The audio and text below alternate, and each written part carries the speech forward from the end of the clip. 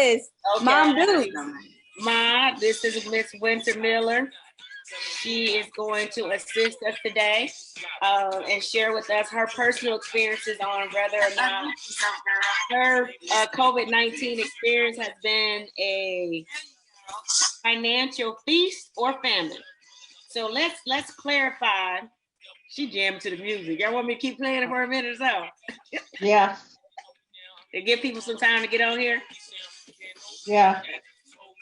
We'll give them about 1 more minute. What I would like to do is I will, which I could show the,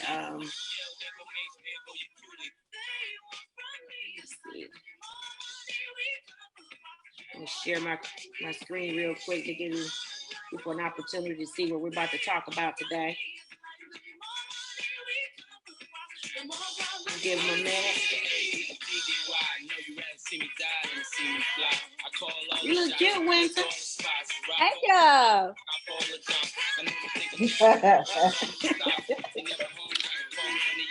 10 years from now, we'll still be on top. Yo, I thought I told you that we won't stop. Now, what you gonna do with a crew that got money much longer than yours? Need a team much stronger than yours. I can see it on my phone if people are logged in or not. So usually take a minute before they get on. I mean, they're gonna miss some of our stuff, but hey, looks like we have 3 people so far. Mr. Troy McCoy, thank you for logging in and tuning in with us. Let's see how you see the rest of these people that learn how to use this. Yes, COVID-19 didn't teach me how to use this social media too well, did it? All right, ladies. This is my favorite part. I love Biggie. It's a legend. Him and Tupac. Okay. Everybody don't have that Diddy grind though. I know that's right. They're definitely liking that. All right, you guys, let's do this. Today, I'll do my little drum roll. Brought to you by Flea. We have Miss Bootzilla. Everybody know who Bootzilla is. We call her Bootsy. Straight out of Detroit. You have myself, Miss Flea, Financial Literacy Educator of America. And we have, which one you going by, Winter or Cherie? Winter Cherie, the one and only. We have Miss Winter Cherie on here. And what we're going to do is discuss how COVID-19 has affected you, whether it's been a feast or a famine. First, let's break down. So, hey, Cassie. Mean, yes. Break those down for we have some educators on here. Okay. We're all educated, and a few of us are educators. So let's break down exactly what do you young ladies mean by. I guess one of you can share what a feast, and the other can share what the famine is. We'll let the elder go first. Of course you would. What exactly a famine? Is a financial feast? I thought you said famine. I'm gonna let you lead with the good. Oh, the good? Or if you would like to discuss famine, you can. I think I'll do the famine. Okay. I'll let you do the feast. Okay. Well, who wants to go first? I will. Okay. A famine is when a community, society, or world is lacking the normal substance of things that you are normally accustomed to. Back in the day, the Israelites was in a famine, and they were depressed. So therefore, Moses had to bring them out of a famine. Ooh. Lack of food, no education, no methods of making money. You couldn't eat anything because the waters were bitter. Mm-hmm. And so they were going through the promised land and they had lost hope. Mm. And so with the grace of God, the Lord promised them, if you keep your faith in me, your famine will turn into a feast. Amen. You will no longer have a famine, but you will be blessed with generational blessings for 10,000 generations. You didn't know, but we have a PK on here. Winter is a PK, a preacher's key. Oh, that's why she's raising her hand. Okay. Yes. Come on. I was like, yes, Bible. That's that wisdom. Woo! So so for our individuals that are not well versed in the Bible, can you equate that to COVID-19? What type of famine are we experiencing as far as 2020? Okay. It's nothing new under the sun, like the Bible says. We've been through famines. We've been through plagues, and this is a plague, pestilence, which COVID-19 is, and it has affected not only the United States, but the whole world. Yes, it has. And people are dying. Millions died in the wilderness during the famine. We don't know how many are going to die now. They don't have a cure for it. People have lost their employment. That's the financial. They don't have the proper help. They don't have proper health care. Gotcha. You don't know if they're going to be able to go back to work or not. The basic nation has been shut down. You can't do anything. You can't work. You can't go to school. Most people believe they can not survive during this pandemic. But as I may say, and I know you're going to say this, you got to keep hope and faith in God, because if He brought us through the wilderness, Amen, millions died. If He brought us from African American slavery in the United States, He gonna bring us through. As my mama say, trouble don't last always. At all. At all. You better preach. Come on. Miss Jean Sailor Richards. Keep your faith in the Lord, and the bitter waters will turn sweet. See, we got that wisdom on here. You know, I love it. I feel that this generation, or just we as a whole, we need to make sure we encompass ourselves with the wisdom of the elderly, the wisdom of just people that may be more educated in certain areas. That's how you grow. That's how you get wiser. And she's bringing nothing but knowledge, you know what I'm saying, from the Bible all the way to the real world. Because I know a lot of individuals, or shall I say people that have suffered financially. You referenced employment. Let's discuss the employment feature right now, which is something we're dealing with. Teachers going back into the classroom. So they definitely feel as if they're suffering financially as far as a famine is concerned, because there's a lot of teachers, I don't know the exact numbers, that are entering early retirement to avoid this. There's some that are changing careers to avoid, without even any shall I say, knowledge of what the next step is going to be. They just know, I'm not going back. And they have to find other skill sets, other trades to be able to make up for whatever their tenure were. Because you have some people, such as Winter and myself. Winter is currently an educator. She does many things, but I'm going to have her share with you how it's been a feast for her. But definitely the healthcare crisis. Myself, I'm scared to go out. When I do go out, I come back in, I have just your little concoction that I have with my lemons and my onions and my oranges and my limes, and they boil and I inhale it. It's just a whole little routine that I have. But we are scared. I don't know about you guys to a certain degree, because, you know, me and my mom, we've talked about this before. And, you know, I wouldn't say I'm a black sheep or anything, but I am the silly, goofy one, trying to keep the laughter in things, even though it is a serious time in the United States.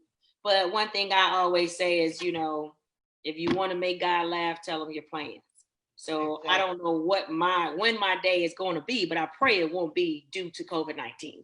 So I try to live my life to the fullest, which gives me hope to take advantage of this downtime, which has turned into a financial feast for myself and a lot of my business constituents, or just counterparts. My students contact me and ask for advice. So you can turn, what do they say, lemons into lemonade. Amen. And that's one reason why Miss Winter is here to share with us her experience on the financial feast as far as COVID-19 is concerned. And then what we'll do is share some strategies for everyone else on how to actually leverage this opportunity right about now to make it a feast.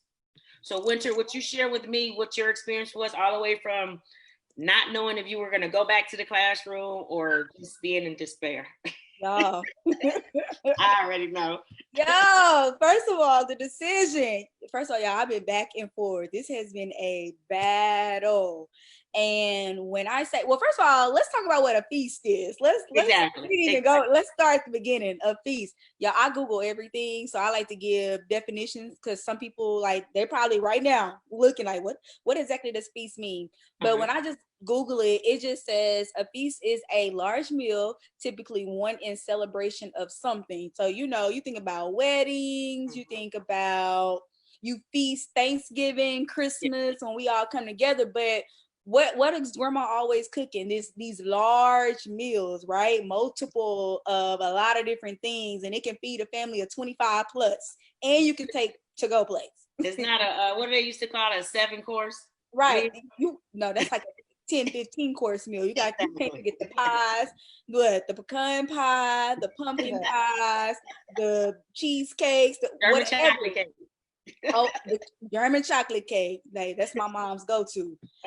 So it's like, so a feast is basically a gathering of a lot of different things for you to be able to indulge in. So going back to the beginning, what Capri said, y'all, I called Capri one day and I was like, I quit. Yeah, she did. Like, I literally was like, I quit. I don't want to do this no more. And you didn't want to do what anymore? Exactly. I didn't want to be an educator anymore because y'all, it's hard. I was so overwhelmed when we went into this pandemic. Y'all, my job increased 10 times. Yep. You know what I'm saying? More than what I'm getting paid for. I already feel like as a special education teacher, I'm doing above and beyond in so much. But once this pandemic hit, oh my gosh, it was paperwork galore. Yeah. Yes, it was paperwork galore. I was not able to spend time with my kids, and it was driving me crazy. I was going to therapy. I am a firm believer in therapy, and if you don't go to therapy, you're bad. You missing out on them blessings.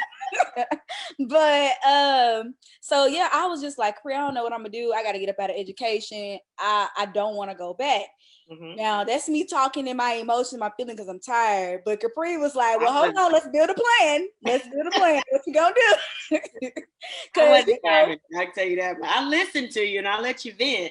But deep down, I was like, I'm not trying to hear this. What she said. I'm gonna let her cry, and then we're gonna get the ball rolling. I'm telling you. So then Capri like sharing this opportunity. So first of all, I've always been talking about real estate. So and I know that's something that Capri already had experience in. So I was always talking to her about that. But before I got started about real estate, she was like, hold on.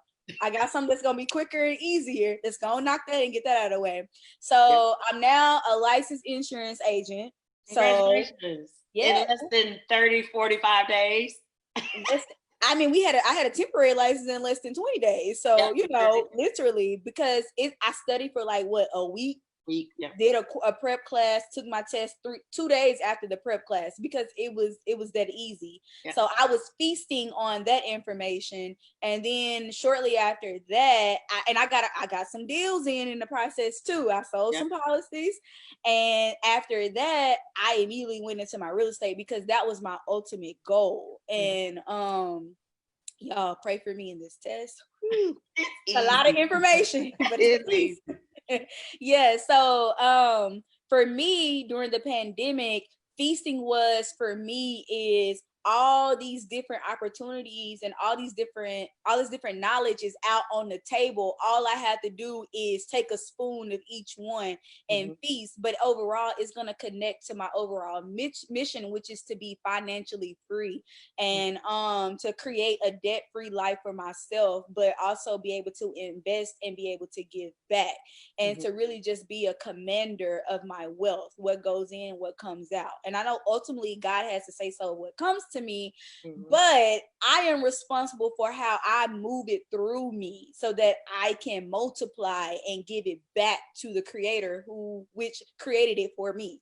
Exactly. So Yeah, so for a lot of people, they be like, girl, you doing a lot, you doing so much. I mean, what else is there to do? I'm sitting at home, I'm sitting on my couch right now, been here all day. They getting ready to talk about shutting Texas down again. So I'm over here thinking about, is there anything else that I can add to my financial plate at this moment? And I mean, Capri shared another opportunity with me. I'm on that next. I mean, and it's so crazy because it all ties together. Like, just think about it. I have a real estate license, right?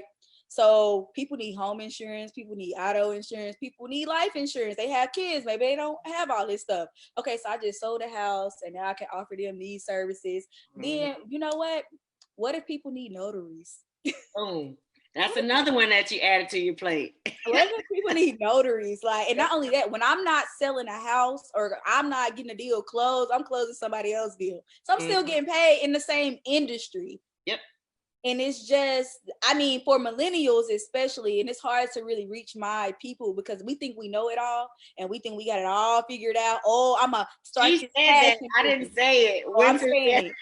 We're going to start this passion business. Oh, I love this. I love this. So this is going to be my life. But you got to understand, we're in a scarcity right now. Like a lot of people are in a famine. Like, so yes, that's your passion and you want to sell it and show it to the world, but ain't nobody buying right now, sis, bruh, because they ain't got no money. Like, people lost their jobs. I'm blessed to be an educator and to still be able to get paid, which is why I'm going to stay in my job right now until my plan, my strategy has been fully executed already by God. And he said, it's time for you to leap. But y'all, I mean, it's just too much out here. Just find something, learn a trade and move forward. If it ain't financial freedom right now, that's not your journey or whatever it is, find something. Maybe you need to go study a course or a certification to do something, or work in a school system or something, or I mean, but find out what it is. Work on your nonprofit, work on something. But just, I mean, feast in all the knowledge that's out here. Maybe you need to feast in the Bible. You need to really become more acquainted with your purpose and what it is that you're supposed to be doing. So I don't know about y'all, but I mean, it might look like I'm out here struggling, but y'all just wait till we come out this pandemic. And that's what I was about to say. You're really leveraging the time, your relationships, because it takes a strong person to humble themselves and call someone and say, I need help. Not financial help, not I need a ride. I need help because I don't know what I'm going to do next. Yeah, I'm educated. You got a couple degrees. She's educated, master's degree. She can go and get a job anywhere, especially being a special ed teacher.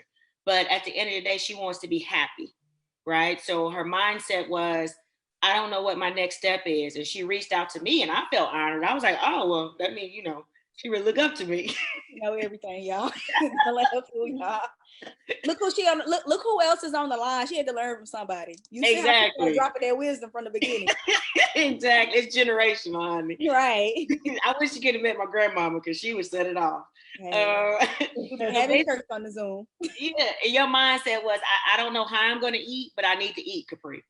And I said, okay, let's think outside the box. Right. Right. So what was the definition of insanity? Doing the same thing over and over and expecting different results.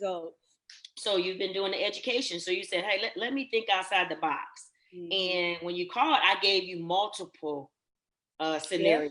And then I said, this is the one that I would say work on first, because you were actually working on real estate. And I said, put that to the side. That test is a lot harder. It's going to take you a lot more money to launch it.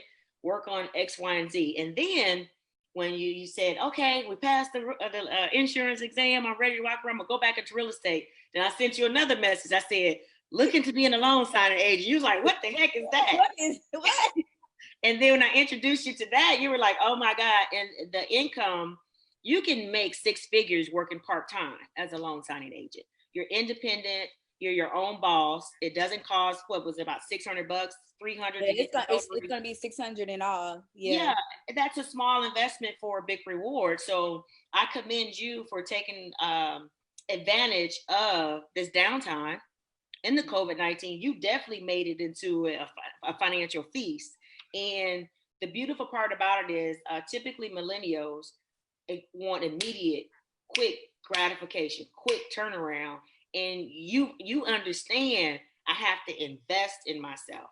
It has humbled me, y'all. It ain't been easy. It has not been easy. I feel like, where my money at? Girl, I'm struggling right now. Experience for me to be in that classroom for, what was it, 10 years I was teaching?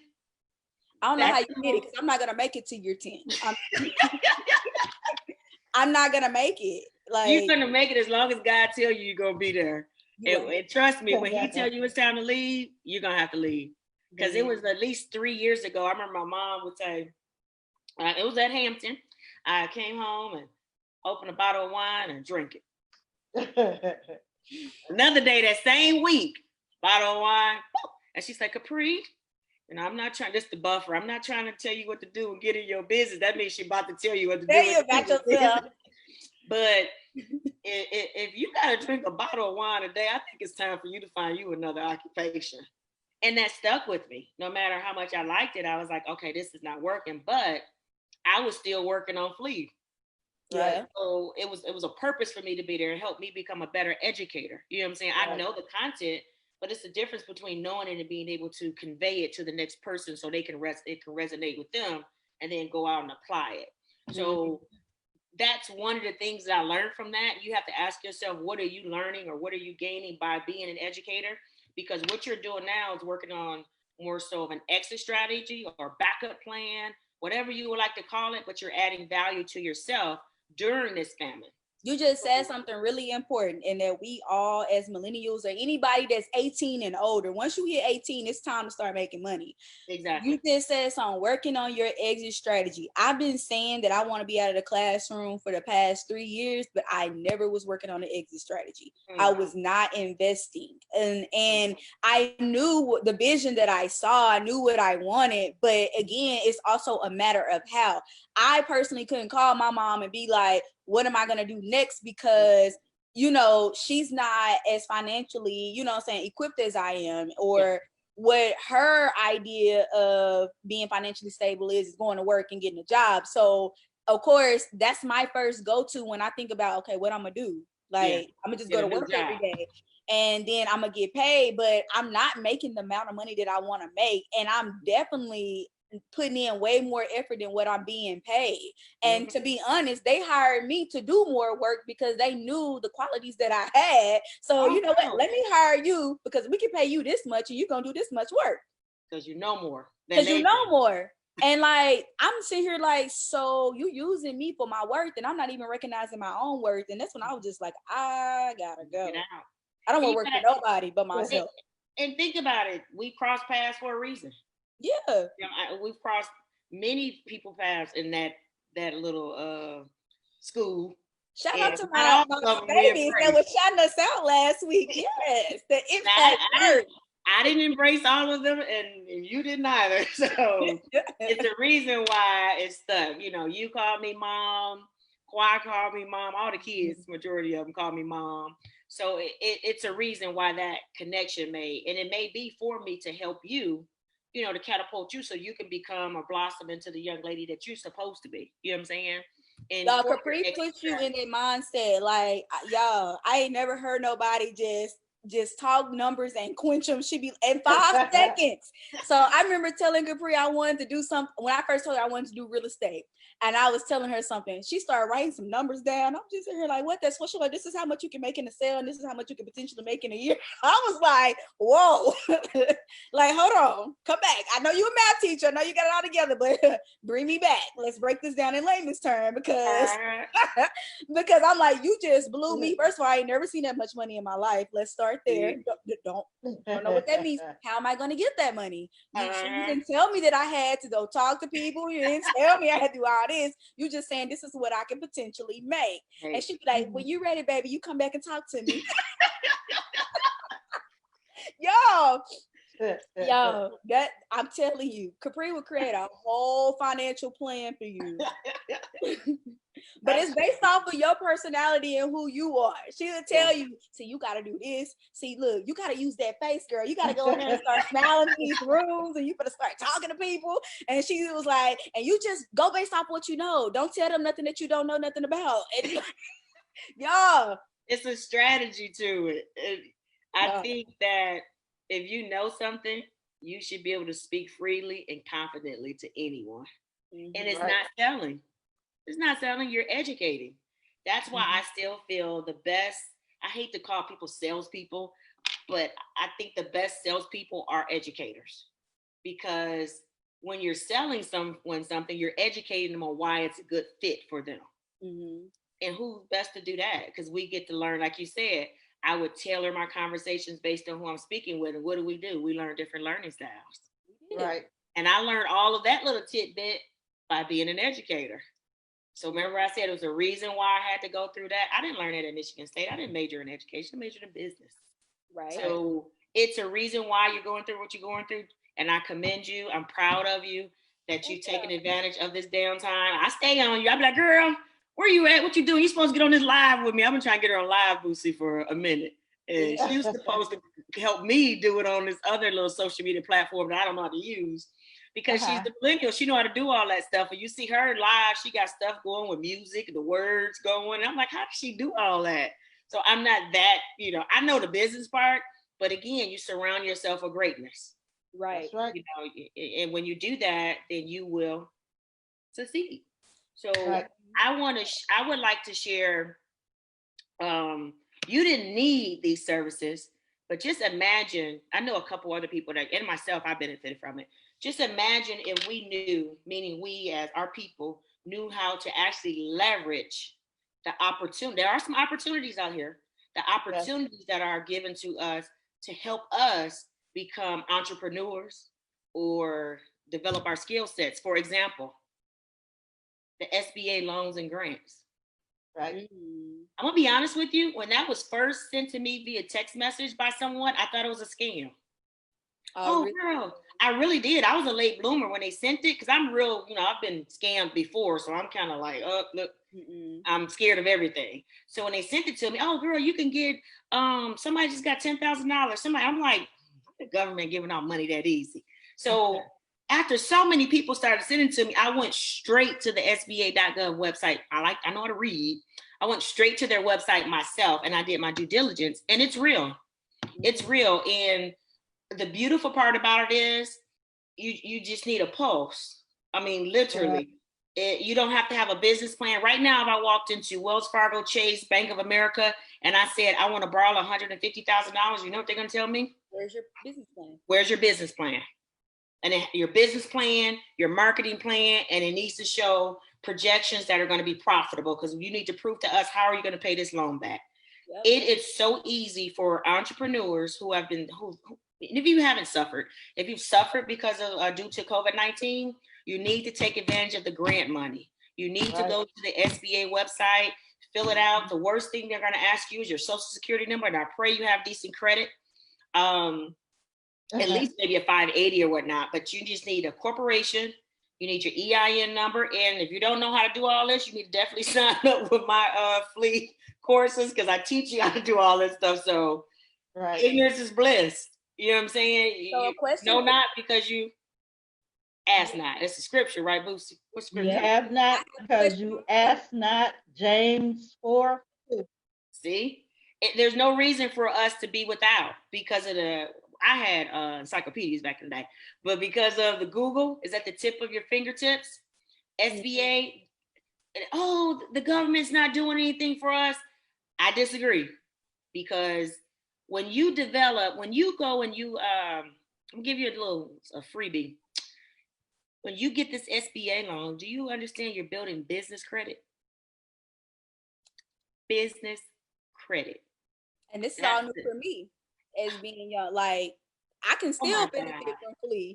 I mean, even though I'm already in it and I've achieved some of those things, but still, it's an ongoing learning process. Like, now check this out. I'm gonna give you an example. $150,000 loan, 30-year term. I've never heard of that except for a mortgage. 30-year term with like a 2.75 interest rate. Where are you going to get that at nowadays? That interest rate is unheard of. 30 years to pay a loan off? Come on, dude. And it was shared with me by a business constituent that they may for it, maybe they may offer forbearance where we may even have to be going to be for going to forbearance where we don't have to pay it all back. So that's automatic capital for your business so that you can go and what? If it's a trucking firm, you can purchase your trucks. If it's a hairline company, you can purchase the products or the chemicals. For real estate, you can be an investor. Go get your first real estate property. You know what I'm saying? There's so many ways that you can take this loan and leverage it. Don't take it and go to the mall. This is not what I'm saying. I am not coercing anyone to get the SBA loan. We're going to put a disclaimer out there to go to some mall and get some new red bottoms and purses. That's not even my flavor. I know y'all probably look at me and think, oh, she's high maintenance, but I'm very low maintenance. And my past boyfriends probably wouldn't think that. When it comes to my money, I'm low maintenance. I don't spend my money on BS. But basically what you'll want to do is take advantage of the SBA, the grants you don't have to pay back at all, but take advantage of the funding. It will actually grant you the business credit so that when we come out of this famine, I guarantee you these opportunities will not be on the table anymore. So when you get that business credit, you can go and buy whatever you want. It won't be tied to your personal credit, which will bring down your credit score because you have so much debt. You always want to separate the two. That's the whole purpose of you getting an LLC or a corporation, to create a separate liability issues. So I don't understand when people form a company but putting everything in their personal name. That's asinine to me. And if you want to learn more, like I said, you need to sign up. I'm gonna give you a little tidbit. But this stuff that I'm teaching you is something that I was naive. I thought something everyone knew. Mm-hmm. I thought this was something that everyone knew, and it's not. It's not. So I had to take a couple steps back and understand that people are going to view things on their perspective. You know what I'm saying? And when I started realizing that, like, okay, if you knew better, you would do better. They don't know. And that's when I realized I need to do, being in the education system, we saw it even worse with we taught high school. Well, I did, used to. I'm past tense for me. I'm gonna get her out of there though. But 2022, I'm out, y'all. See, I'm playing 2022. Now I'm gonna put the pedal to the metal, and I'm about to get out here. 6 months away, so I got a year and a half to plan. So in a nutshell, but the whole purpose of today's Wealth Wednesday is for you guys to ask yourself, am I indulging in a feast or famine? You have to ask it. I pray that you're indulging in a feast and you have at least 14 different entrees on that table with some desserts. I pray. And if you're not, then now's the time for you to have a come to Jesus meeting and say, I need to get better educated. Because if you're not, there's a reason why you're at a standstill. And generally it's because of lack of knowledge. You're lacking something. And sometimes, I don't know if you guys recall me saying earlier that she humbled herself and called me for help. Sometimes you have to do that. Swallow your pride. You help me with another scripture. Pride comes before destruction. What scripture is that? Right. I can't hear you. I can't hear you. You can't hear me? Okay, now I can. Okay. There's a scripture that says pride comes before destruction. Do you know what it is? I don't know the scriptures. Pride comes before the fall. God does not like haughty people. You have to humble yourself. And also, faith is the substance of things hoped for and the evidence of things unseen. And that is Hebrews 11:1. You have to sow into yourself, but you're not sowing for yourself. You're sowing for your future and generational blessings for your children and great children. Yep. This is not about you as a person. Mm-hmm. You got to think, like you said, Capri, out of the box. Mm-hmm. Can I give some statistics? Yes, let's look at those real quick and see how we have been affected. In the United States of America, you got 36 million filed for unemployment claims. Okay. And in Detroit, it had listed 45% unemployment. Texas, because you're there, has listed 13%. unemployment. Now you have to figure that's a plethora of all types of people, construction, the bars, even the medical people have been hurt. You got all these people who have been affected, and some of these jobs or businesses will never reopen. Exactly. Okay, so you got to start thinking, yeah, this is a horrible time for this world and this nation. Okay, however, God does not give us too much more than we can bear, but faith without works is dead. James 2:26. Okay, Capri has worked on this financial literacy, I believe, for like 6 years. Is that correct? 6, yep. She's worked for 10 years. Yeah. I'm just talking at the school. She's had a business for 24 or 5 years. Am I correct? Since I was 20. Yeah, that's about right. How old is Martez? Martez is 9. He was born in 96, so he's 20. How old he be? He'll be 24 this year.